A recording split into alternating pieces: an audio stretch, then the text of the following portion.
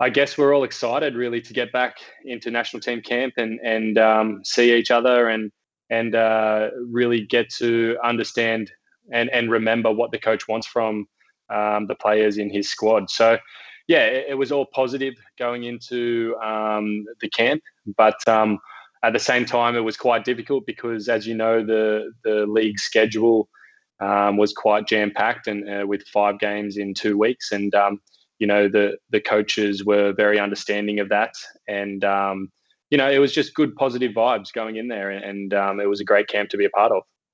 Yeah, no, that was just a decision from the coaching staff. They decided to cut it down to 6 days. I'm not sure what the reasons were behind it, but from my perspective, the coaches know that we have a pretty heavy schedule within our league coming up, and I think that to give the players a bit of a rest could be one of those factors. But at the same time, we trained very intensely, we trained very hard, and the coaching staff were very happy with how we trained. So I can only assume that they wanted us to be in okay shape coming into the next few games.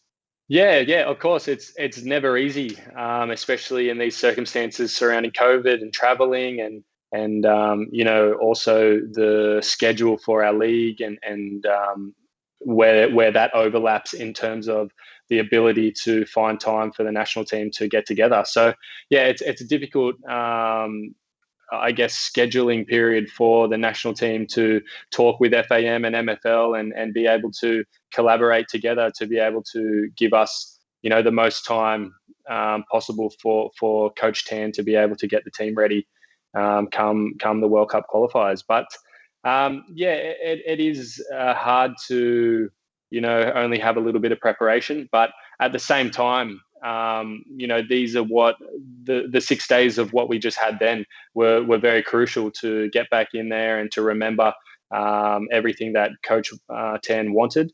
And now it's all up to FAM and MFL to be able to collaborate together and see if we can move some games around or be able to find a little bit more time come May, June. Yeah, there's always different possibilities that can be scheduled around timing for getting across to UAE. But yeah, that will be up to the coaching staff and FAM to figure all those scheduling details out. And as players, we just have to play well in our league first, play well for our club to have the right to be selected for those crucial games. So no player is automatically put into this squad, and we have to do well for our club first before we can worry about getting across to the World Cup qualifiers. Yeah, the names that you mentioned, they're the future of Malaysian football, and the quality of those players that I saw in the camp is another level. I trained with Luqman, a year ago, and the development that he has made from playing overseas is a huge step, and he's looking very, very good and a huge asset to the Malaysian national team. As I said before, no player is guaranteed a spot, and every player, whether young, old, middle-aged, they have to play well for their club before they can be put into the national team. So yeah, all these young players, that you've just spoken about, have great ability to give something to the team, a positive note to the team, come to the qualifiers. But at the same time, we all have to keep our performances high to be able to earn that spot within the team. Yeah, DePaula, it was great to have DePaula. All of us have played against him throughout the years that he's been here in Malaysia, and he's a great asset to the team as well. He's big and strong and can carry out different roles on the pitch and also different styles of game, whether Coach Tan wants to change up a style or be able to have a different sort of impact when he needs to change the game. So yeah, he's a great player. Everyone can see he's a great player, and he he has a knack of scoring goals, and that's what the national team wants, players to score goals. But in saying that, you know, the last 2 years, I don't think we've had a big problem of scoring goals. You know, Shafiq Ahmad, Matt Yo, Samare, Safawi, they've all been putting goals in the net, and you know, producing for the national team. So it's not a guaranteed spot for De Paula just to come in and take the spot, because we have already great local players that you know, have done the job already, and continue to do the job. And you know, it can only be good for Coach Tan, because you know, to have those problems of picking a team when you have so many great players can only be a good thing.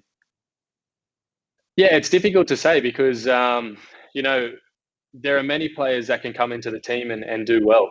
It's not just Sumara, De Paula, you know, all these players that come in.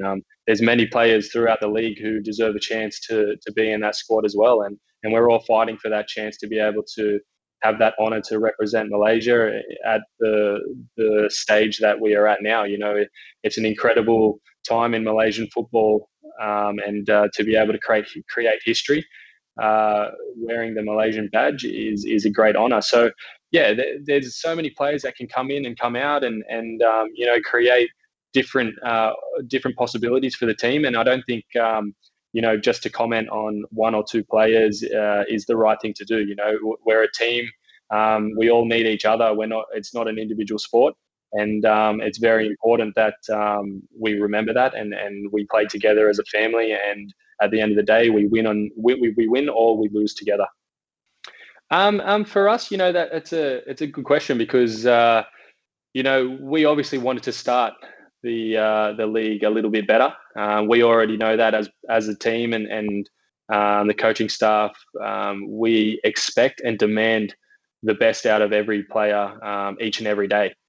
And yeah, the results, when we look back on them, we can come up with many excuses as to what's going on, and you know, maybe we didn't have some luck here and there with some of the games, and which could have changed the course of the season. And then the questioning that we get from media and whatnot would be totally different. So for me, I'm always positive, and you know, I always take the positives out of every game and every training session, and you know, we have a lot that we can still build on, and a lot to learn. You know, we can become a better team with time. And we know that there's not a lot of time at the moment, but you know, we're working hard.